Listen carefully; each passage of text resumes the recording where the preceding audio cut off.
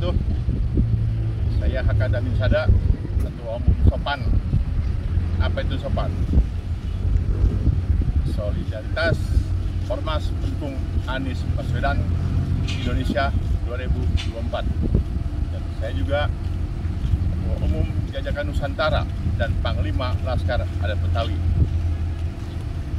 Jangan lupa saudara-saudaraku para jawara se-Jabodetabek, khususnya yang ada di Jakarta, besok tanggal 13 ya, hari Kamis malam Jumat kita datang rame-rame ke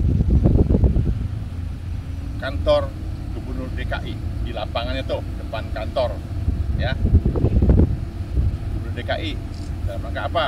Dalam rangka istighosah, berdoa bersama. Kita mendoakan bagaimana bangsa ini ke depan harus damai, adil, dan sejahtera.